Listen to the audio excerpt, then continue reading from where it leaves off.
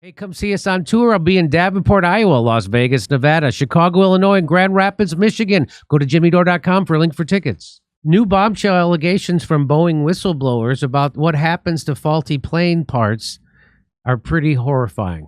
I'm going to tell you what happens to faulty plane parts. They get put on the plane. Huh.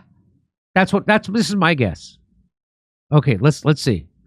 The Senate subcommittee investigating Boeing safety and quality practices on Monday released a new report, and it contains new allegations from company whistleblowers about what happens to faulty plane parts. The sprawling 204-page report contains several new allegations from whistleblowers familiar with the company's practices at its Washington facilities. The allegations paint a troubling picture of a company that prioritizes speed of manufacturing and cutting costs over ensuring the quality and safety of aircraft. A new slate of accusations came from Sam Mohawk, a Boeing quality assurance investigator in Renton, Washington, who, by the way, is not suicidal. Just keep that in mind, and because he might be committing suicide. Okay.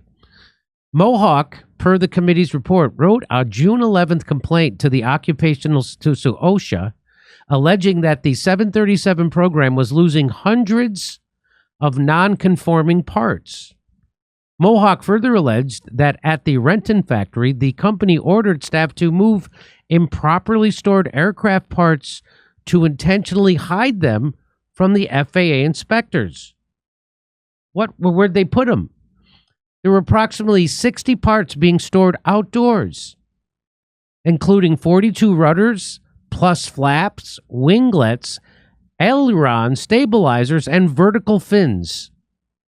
Hey, what's wrong with leaving aircraft parts outside for years? I mean, who cares if a nest of squirrels are living in the engine and weeds growing out of the landing gear? It's good enough for the family across the street in their 83 Buick.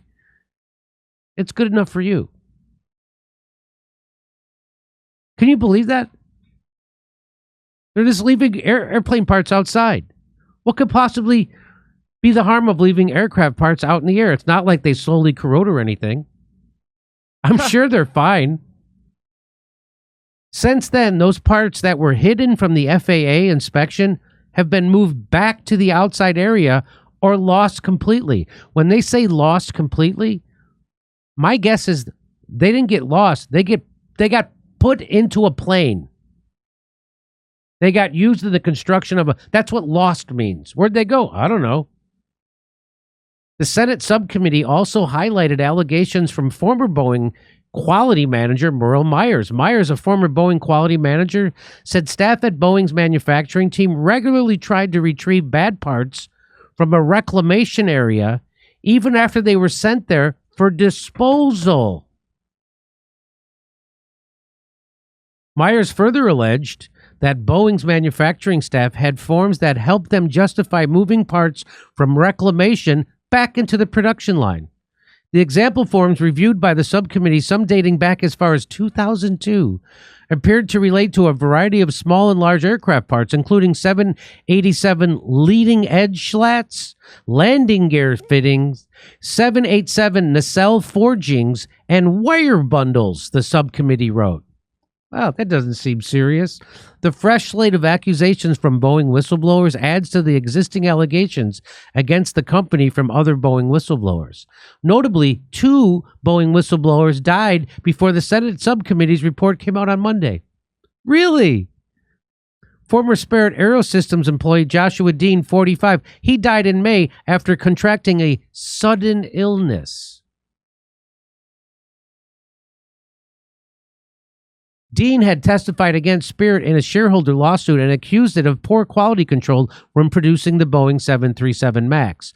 Another Boeing whistleblower, John Barnett, 62, died in March in the middle of his deposition against Boeing. Right in the middle. How'd he die? They said he died from what appears to be a self-inflicted gunshot wound. Who does that? Who is in the middle of blowing the whistle on their employer, and then they decide to kill themselves? Can you at least be more creative about how you're all going to kill your whistleblowers and not use the same method every time? I mean, if this was a 1-hour crime drama on TV, we would have it all figured out by the first commercial break. Boeing.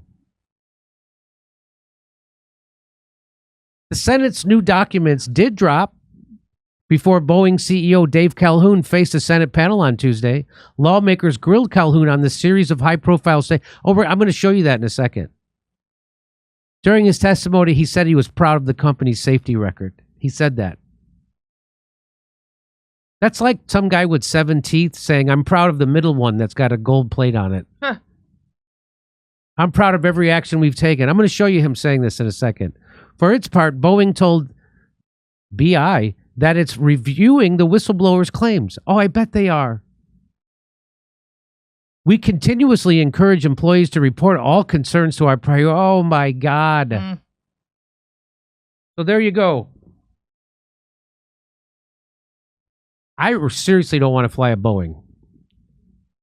Right. You know what? People have said, they've been polled, and people have said they'd be willing to pay up to $500 more to fly on a plane that wasn't a Boeing. I feel the same way. Hey, come see us on tour. I'll be in Davenport, Iowa, Las Vegas, Nevada, Chicago, Illinois, and Grand Rapids, Michigan. Go to jimmydore.com for a link for tickets.